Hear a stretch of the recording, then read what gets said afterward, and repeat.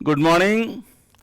आप सभी का जो है इस प्लेटफॉर्म पे स्वागत है और आज का क्लास होगा इंडियन ज्योग्राफी पे, ख़ास तौर से ज्योग्राफी जो यूपीएससी के जीएस के सिलेबस में है। और हम ये जानने की कोशिश करेंगे कि ज्योग्राफी को कैसे पढ़ा जाता है और ज्योग्राफी वास्तव में है क्या। सबसे पहले तो अब आप लोग ये जान लीजिए कि जब भी आप लोगों के कहा जाता है कि जियोग्राफी भूगोल, तो आपके दिमाग में कौन सा इमेज बनता है। तो जैसे हमने बोला जियोग्राफी,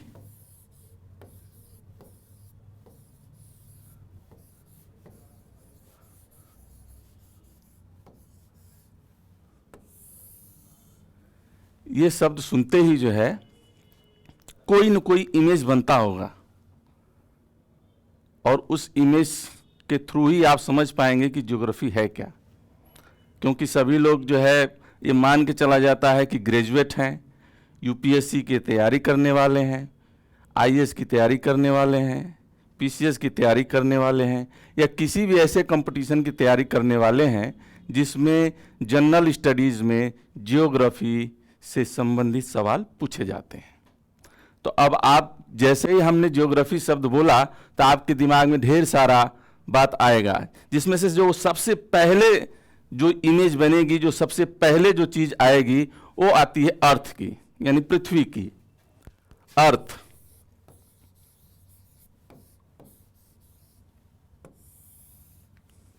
वास्तव में जो है जो जियोग्राफी है वो इसी की स्टडी है।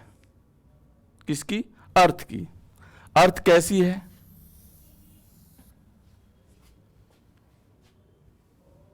गोल है, लेकिन ये बिल्कुल गोल नहीं है, ये थोड़ा अंडाकार है, चिपटी हुई है। फिर भी हम इसको सामान्य रूप से क्या कहेंगे कि यह गोल है। और इसी का अध्ययन जो है, इसी की स्टडी जो है, क्या कहा जाता है? जियोग्राफी कहा जाता है। इसकी स्टडी कैसे करते हैं? सबसे जानने वाली बात और समझने वाली बात यह है कि इसकी स्टडी होती कैसे है, कैसे इसकी स्टडी की जाती है। तो इसकी स्टडी के जो है दो तरीके हैं।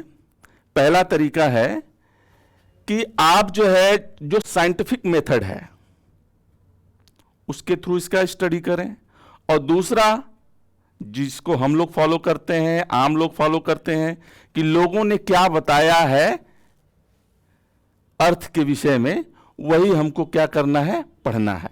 तो हमारी जनरल स्टडी में सीधे सीधे है कि इस अर्थ के विषय में जो कुछ भी बताया गया है उसी का अध्ययन हम लोग करेंगे।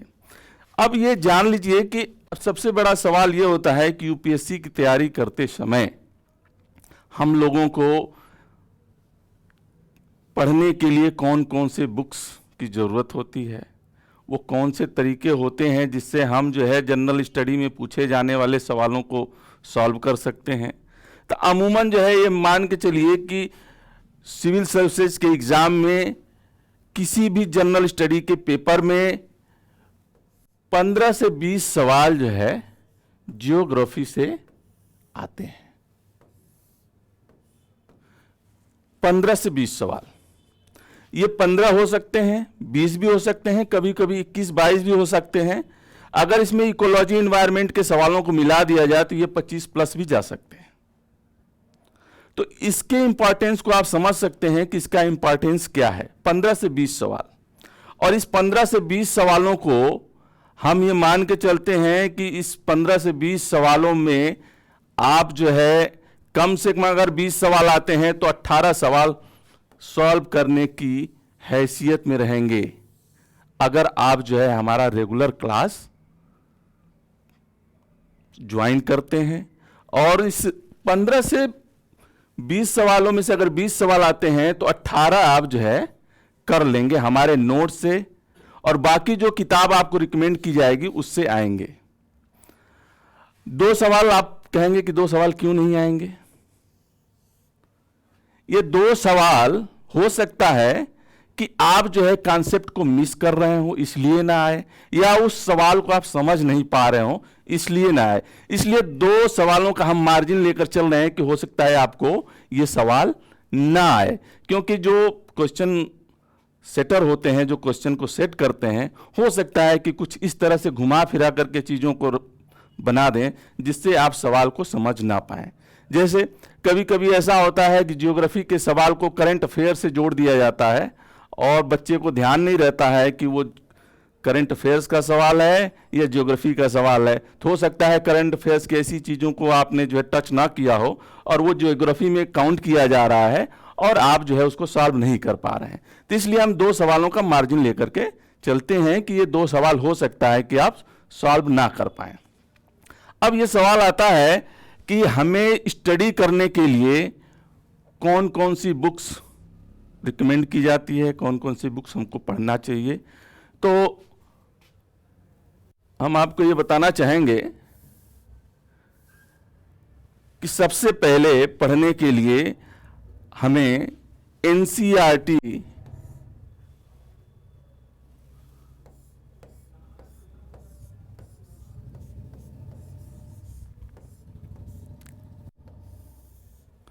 एनसीईआरटी की बुक्स का ध्यान रखना है। कौन सी? 9th क्लास की, 10th क्लास की, 11th क्लास की और 12th क्लास की।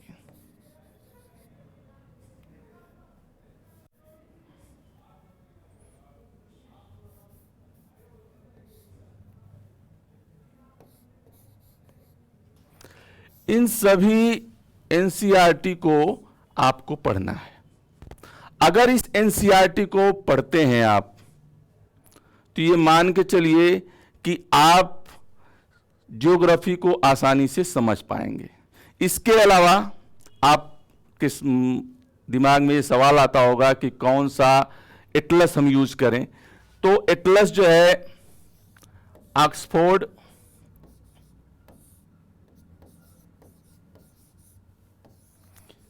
स्कूल एटलस या फिर ब्लैक स्वान,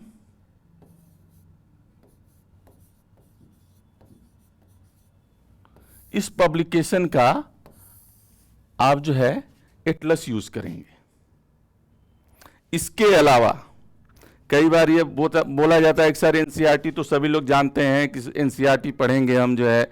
अब इसके अलावा कौन सी बुक जो है आप प्रीफर करते हैं या रिकमेंड करते हैं? तो इसके अलावा जो है अगर आप हैवी बुक पढ़ना चाहते हैं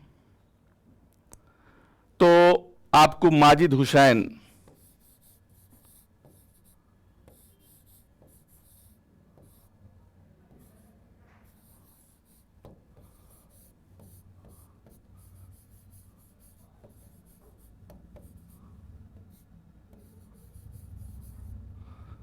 माजिद हुसैन की बुक पढ़नी है। माजिद हुसैन की 2 किताबें हैं। पहली किताब है इंडियन ज्योग्राफी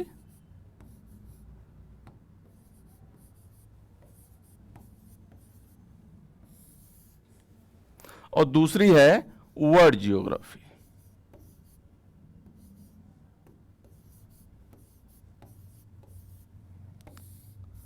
ये 2 किताबें जो है आपको क्या है पढ़नी है।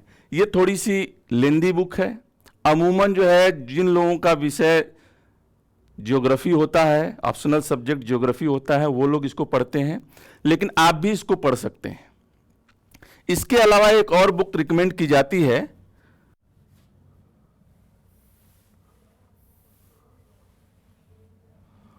वो है D.R. खुल्लर की book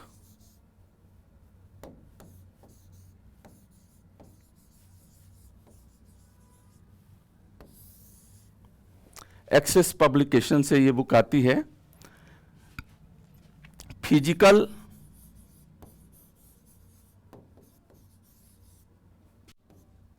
human and economic geography, इस नाम से बुक आती है। यह भी काफी हैवी बुक है, लेकिन आपके काम की सारी चीजें यहां पर जो है क्या हो जाती हैं, मिल जाती हैं। इसके अलावा जो हमारी कोचिंग का जो है जो नोट्स होगा, इन्हीं सारे किताबों से एनसीईआरटी के को बेस बना करके किस तरह के सवाल पूछे जाते हैं, उन सवालों के आधार पर जो है नोट्स तैयार किया गया है। इसके अलावा कोचिंग का जो नोट्स होगा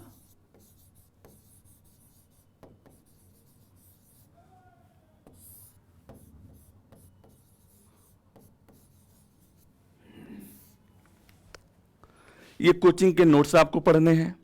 और फिर इसके अलावा जो हम बात करेंगे कि आपको इन सारी बुक्स को, नोट्स को समझने के लिए हमारी क्लास को ज्वाइन करना पड़ेगा, तभी आपको इसका कॉन्सेप्ट समझ में आएगा। अगर आप चाहते हैं कि ये 18 सवाल जो पूछे जाते हैं इसको फोड़ दिया जाए, इसको सॉल्व कर दिया जाए, इसमें हमसे कोई एरर ना आए, तो आपको जो है ये बुक्स, कोचिंग नोट्स और हमारा लेक्चर, और आपको एक और चीज रिकमेंड किया जाता है कि अगर आपको ये लगता है कि कोई और चीज आपसे छूट रही है, कोई चीज नहीं समझ में आ रहा है, तो आप इंटरनेट का सहारा लीजिए, सोशल मीडिया का सहारा लीजिए, यूट्यूब का सहारा लीजिए। उस पर ढेर सारे अलग अलग तरह के लेक्चर्स जो है आपको मिल जाएंगे, जिससे आप अपने कॉन्सेप्ट को क्या कर सकते हैं, वहाँ से क्लियर कर सकते हैं। तो ये सारी चीज़ें जो है आपको बताई जाती हैं कि ये जरूरी चीज़ें हैं, और इन जरूरी चीज़ों के द्वारा जो है आप ज्योग्राफी को सॉल्व कर सकते हैं। अक्सर ये सवाल आता है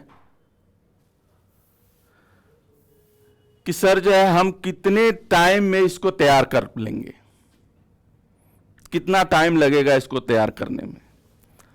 वास्तव में इसको तैयार करने में अगर आप सीरियसली तैयार करना चाहते हैं तो 2 मंथ्स। आप कहेंगे ये बहुत ज्यादा है। 2 मंथ्स का मतलब कंटिन्यू यही नहीं पढ़ना है। 2 मंथ्स यानी 2 आवर्स डेली, यानी 60 डेज में आपको 120 आवर्स जो है क्या करने हैं, पढ़ने हैं। और 120 आवर्स अगर आप इस सब्जेक्ट को दे देते हैं तो आप मान के चलिए कि आप जो है इस सब्जेक्ट को लगभग 80 से 90% तैयार कर लेते हैं। अब इसमें 2 चीज है कि ये 2 आवर्स तो अपना क्लास होगा, तो 2 आवर्स और कौन सा, तो वो 2 आवर्स जो आपको जो है क्या करना है, सेल्फ स्टडी में लगाना है। इस सेल्फ स्टडी यानी 2 घंटे की सेल्फ स्टडी और 2 घंटे का क्लासरूम, 4 घंटा। ये तो बहुत ज्यादा हो जाता है। फिर टाइम क्या होता है, ये 1 साल के सिलेबस के लिए है। जीएस का जो सिलेबस है, जो 1 साल में तैयारी की जाती है, लगभग 6 से 8 महीने के बीच में जो तैयारी की जाती है, उसके लिए अगर आप इसको स्मार्ट स्टडी करेंगे, स्मार्ट स्टडी का मतलब क्या होता है,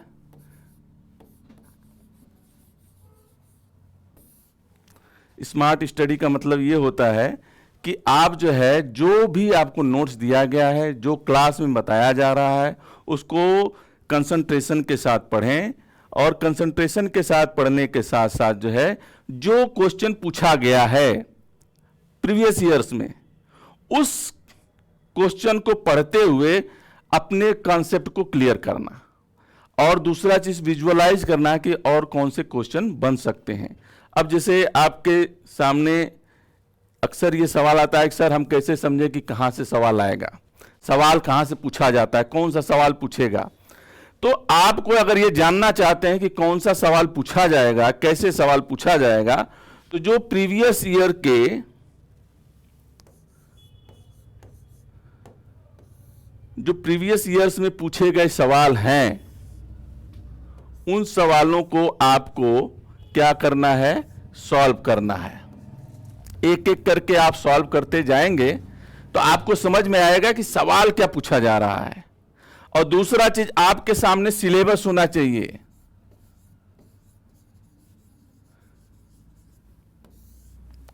सिलेबस मतलब क्या, सिलेबस ज्योग्राफी में वो कौन सी एरिया है, कौन सा टॉपिक है जिसको पढ़ना है और जिससे सवाल आता है। अब जो सवाल आ चुका है, अगर वो दोबारा सवाल आता है घुमा फिरा करके, अगर उसको आप सॉल्व कर लेते हैं तो आप एज लेंगे, यानी अब आप जो है आगे रहेंगे। अगर उन सवालों को आप सॉल्व नहीं कर पाते हैं तो आप पीछे रहेंगे। दूसरा चीज, इस सिलेबस और प्रीवियस ईयर में पूछे गए क्वेश्चंस, इन दोनों को अगर आप जो है एक साथ मिला करके ध्यान रखेंगे तो आप विजुअलाइज कर पाएंगे। क्या कर पाएंगे? विजुअलाइज कर पाएंगे कि नेक्स्ट ईयर में, यानी जो अगला एग्जाम आने वाला है, उसमें क्या पूछा जा सकता है। यानी अगर इसमें से पूछा गया जो पूछा जा चुका है, तो उससे वो सवाल हमसे गलत नहीं होना चाहिए। क्यों? क्योंकि उसको मैंने पढ़ लिया है, उसको सॉल्व कर लिया है, उसको समझ लिया है। यानी इसमें से कोई भी सवाल अगर रिपीट किया जा रहा है या घुमा फिरा के पूछा जा रहा है तो हमसे गलत नहीं होना चाहिए। और तीसरा चीज जो है कि विजुअलाइज करेंगे कि अगला क्वेश्चन क्या बन सकता है, इसमें ऐसा कौन सा चीज था जो अभी तक पूछा नहीं गया है, वो सवाल क्या बन सकता है। और उनको अगर आपने जो हाईलाइट कर रखा है कि क्या ये सवाल पूछ सकते हैं, तो आप जो है आसानी से मैक्सिमम क्वेश्चन सॉल्व कर पाएंगे। ये तो एक प्लान था कि हम जो है कैसे स्टडी करेंगे।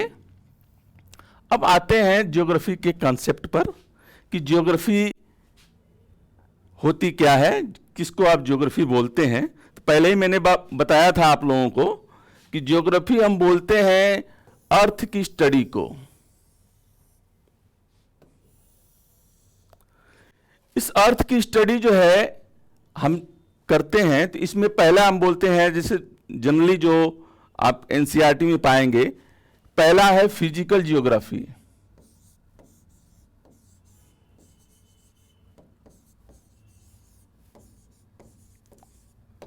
फिजिकल जियोग्राफी, इसको हिंदी में बोलते हैं भौतिक भूगोल।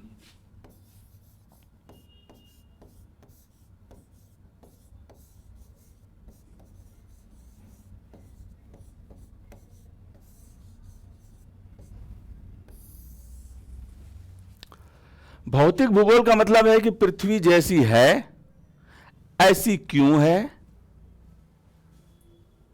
और इसका फॉर्मेशन कैसे हुआ, इसके अंदर और बाहर चीजें कैसे हैं, वो किस तरह से डिस्ट्रीब्यूटेड हैं। जैसे जैसे पृथ्वी के अंदर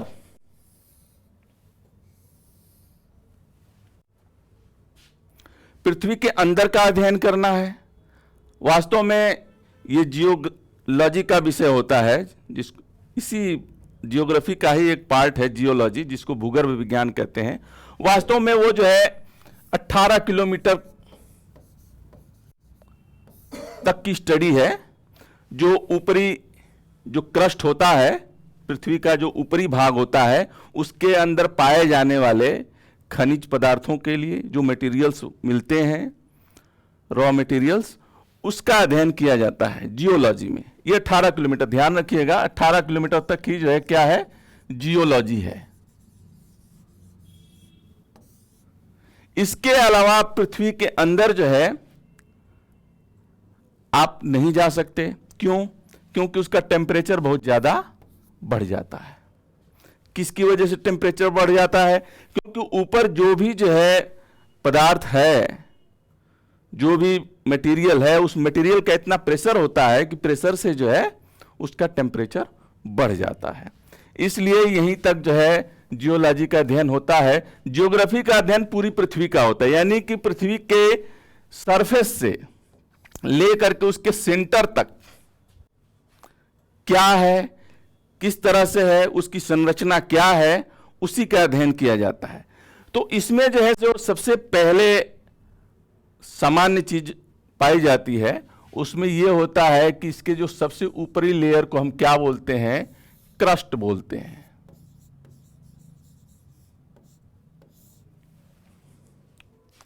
इसके नीचे के पार्ट को जो है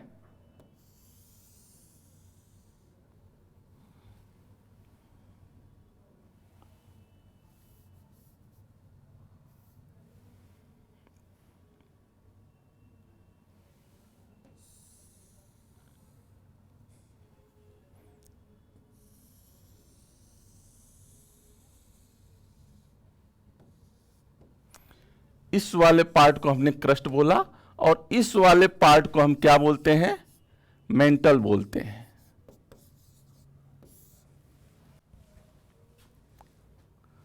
ये सबसे चौड़ा भाग होता है, सबसे ज्यादा जो है स्पेस इसी का होता है, मेंटल का। और इसके जो नीचे होता है इसको बोलते हैं कोर, और इसके कोर के जस्ट ऊपर जो है ये वाले इस भाग को हम बोलते हैं आउटर कोर।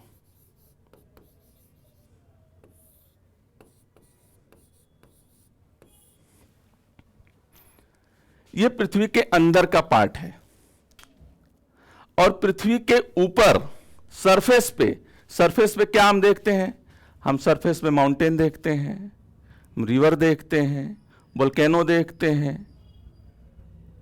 लैंड देखते हैं, वेजिटेशन देखते हैं, फॉरेस्ट देखते हैं। ये सारी चीजें जो है सरफेस पे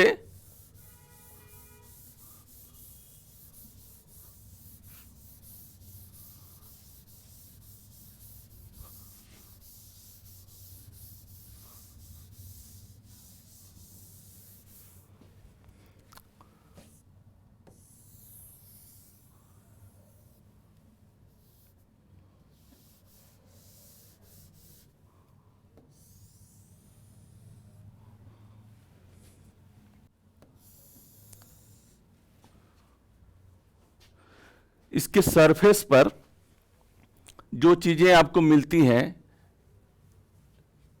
क्या मिलेगी आपको? लैंड मिलेगा, ओशियन मिलेगा, माउंटेन मिलेगा, रिवर मिलेगा, वोल्केनो मिलेगा, और मेनी मोर। आप जितना भी सोच सकते हैं अर्थ पे जितना कुछ है, सिटी है, माइनिंग है, हिल्स है, ये सारी चीजों का हम जो है क्या करते हैं? सिस्टमेटिक अध्ययन करते हैं। ये फिजिकल जियोग्राफी का पार्ट है, यानी कि सरफेस पर पाए जाने वाले, सरफेस के अर्थ के अंदर क्या क्या है। तो इसमें बहुत ज्यादा कुछ नहीं है, इसको हम डिटेल में जो है एक दिन समझेंगे कि भूकंप कैसे आता है, किस तरह से जो है अलग अलग प्लेट टेक्टोनिक्स और ओशियानिक ड्रिफ्ट कैसे जो है काम करते हैं, कॉन्टिनेंटल ड्रिफ्ट, ये सारे कैसे काम करते हैं, ये इसका कॉन्सेप्ट है। और इस कॉन्सेप्ट को जो है हम डिटेल में समझेंगे। अभी ये इंट्रोडक्शन क्लास है कि ये क्या है, पहले इसके अंदर का आप समझेंगे, फिर सरफेस पर इसके ऊपर पाए जाने वाले सारी चीजों को आप क्या करेंगे? समझेंगे। तो इसके ऊपर क्या क्या मिलती है? लैंड मिलता है, ओशियन मिलता है, माउंटेन मिलता है, रिवर मिलता है, वोल्केनो मिलता है, मिनरल्स मिलते हैं, सिटी मिलता है, लोगों का वेजिटेशन मिलता है, लोगों की रिहाइश मिलती है। ये सारा कुछ जो है, इस सभी चीजों का हम क्या करते हैं? स्टडी करते हैं, जिससे हमको जो है फिजिकल जियोग्राफी हमारी पूरी होती है। इसके साथ एक और चीज है, ये तो सरफेस पे पाए जाने वाला सारा चीज था। इसके अलावा जो है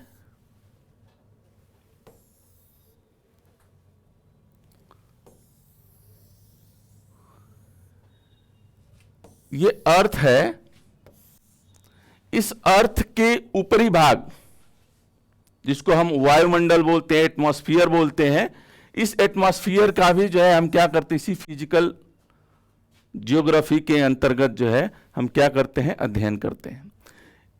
ये फिजिकल जियोग्राफी के अंतर्गत जब हम एटमॉस्फेयर का अध्ययन करते हैं तो क्या क्या अध्ययन करेंगे? इसका एयर कैसे मूव करती है, कहां तक, किस तरह का एयर का कंपोजिशन क्या है, ये सारा कुछ जो है हम इसमें पढ़ते हैं।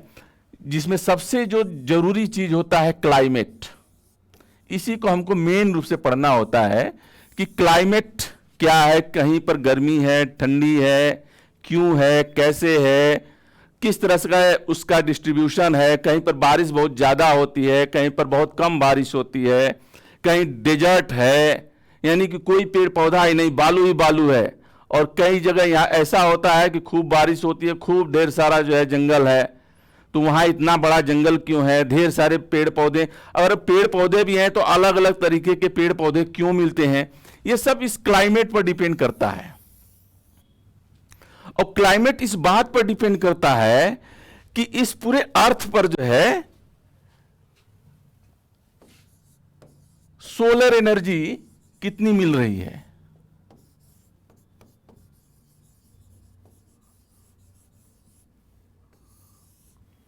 अब जो अर्थ है हमारा, इस अर्थ पर जो है सोलर एनर्जी कितनी मिलेगी, कैसे मिलती है सोलर एनर्जी, उसका डिस्ट्रीब्यूशन कैसे होता है। कई बार आप देखेंगे कि जो इसका इक्वेटर है, इक्वेटर पर सबसे ज्यादा जो है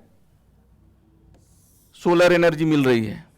सूर्य का सबसे ज्यादा एनर्जी इसी पार्ट को मिलता है, और पोलर पर जो है लगभग नहीं के बराबर मिलता है। यानी यहां पर जो है टेम्परेचर काफी कम होता है,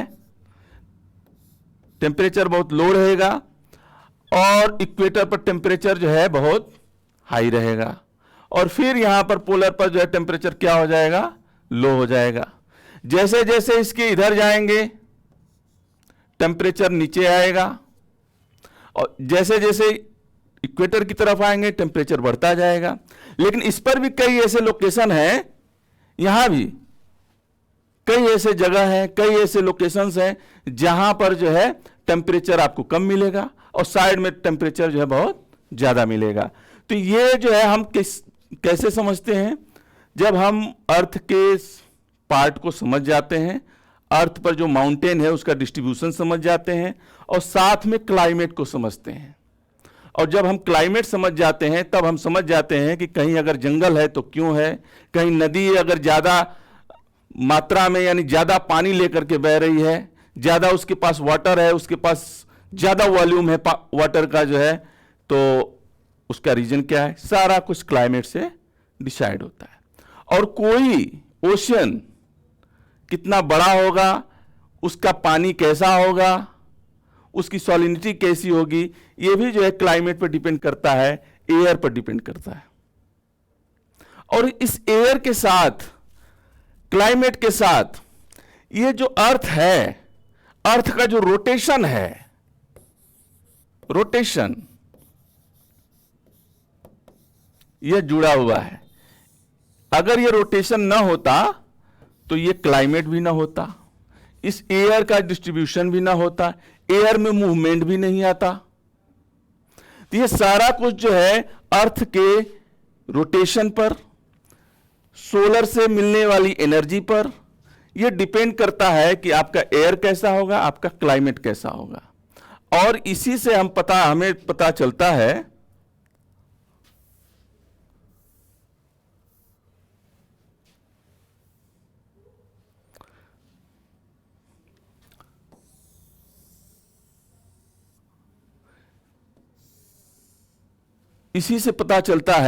कि अगर कहीं पर जो है पॉपुलेशन बहुत ज्यादा है या पॉपुलेशन बहुत कम है तो उसका रीजन क्या है।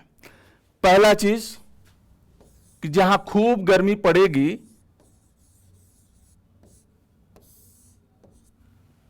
क्या आप वहां रहना पसंद करेंगे?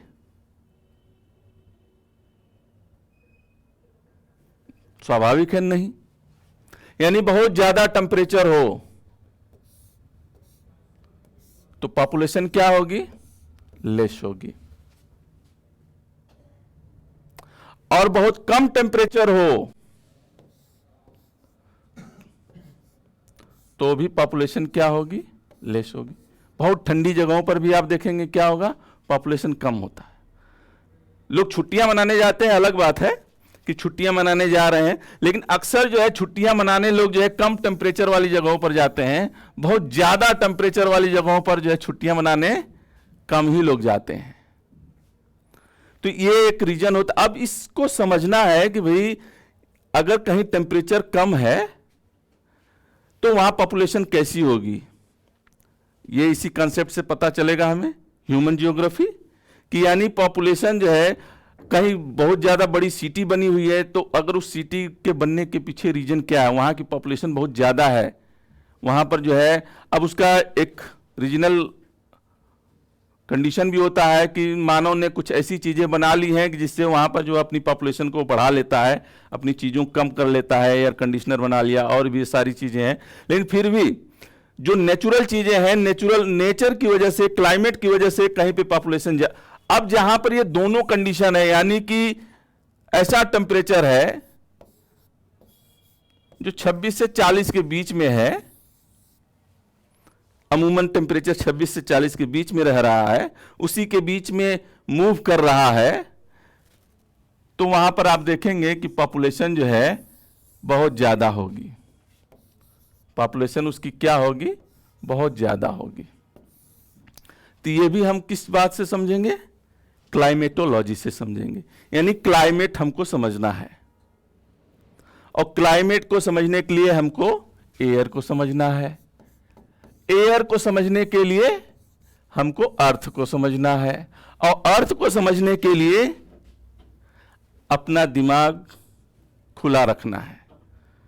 तो इसी के साथ जो है आगे हम बढ़ते हैं, और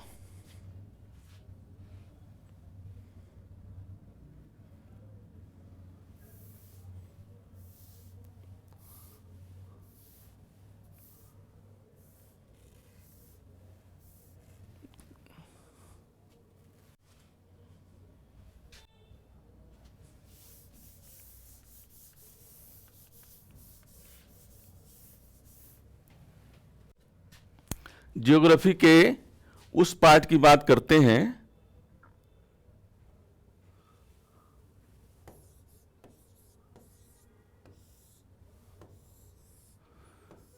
ज्योग्राफी,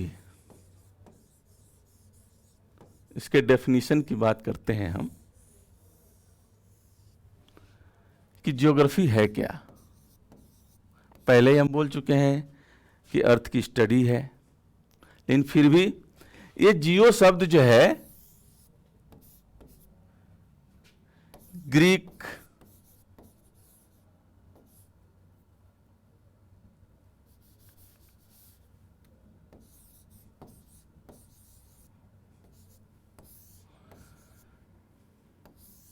ग्रीस से लिया गया है। ग्रीक, इसकी यहाँ के लैंग्वेज को हम ग्रीक बोलते हैं, ग्रीस के लैंग्वेज को ग्रीक बोलते हैं, और इसी से लिया गया है, जिसका अर्थ होता है अर्थ।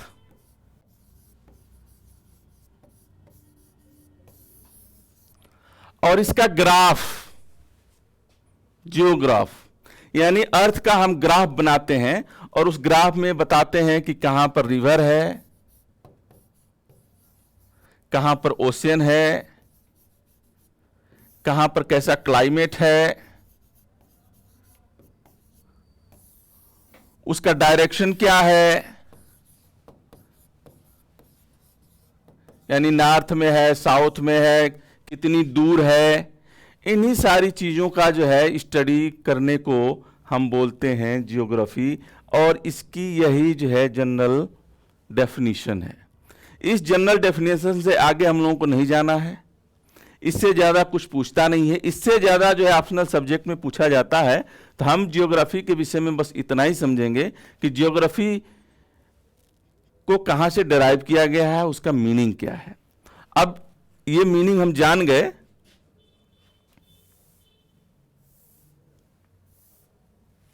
ये रुक क्यों गया?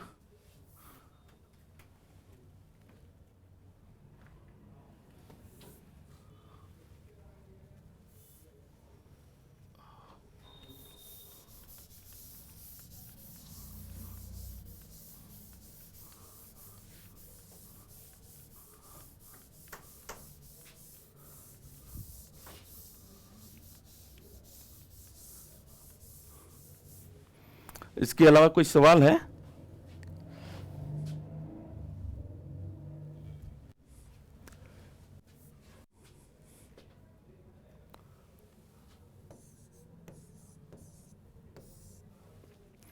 इसके अलावा आप लोगों को कोई सवाल पूछना है? पूछिए। मतलब सब समझ में आ गया। तो आज की जो इंट्रोडक्शन क्लास है हम यहीं पर समाप्त करते हैं, और कल हम लोग क्या पढ़ेंगे? Interior of the earth.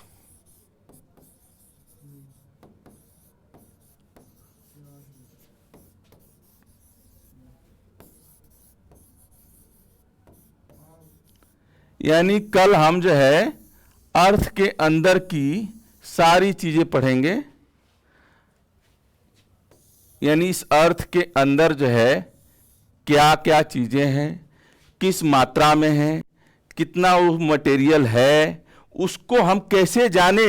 यहां तक अमूमन अभी तक आज तक हम पृथ्वी के अंदर जो है मात्र 10 किलोमीटर तक ही जा पाए हैं।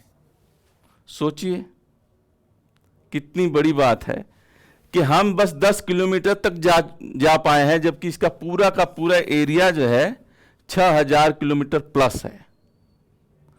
तो ये कंडीशन है, यानी उसके नीचे हम नहीं जा पाए। तो उसके अब कोर को कैसे जान पाए, जो बिल्कुल सेंटर है, और इसके ऊपर जो है जो इक्वेटर है, जो लैटिट्यूड है, जो लॉन्गिट्यूड है, इसको हमने कैसे जो है डिराइव किया है, ये कल जो है इंटीरियर ऑफ द अर्थ और लैटिट्यूड और लॉन्गिट्यूड के विषय में हम पढ़ेंगे।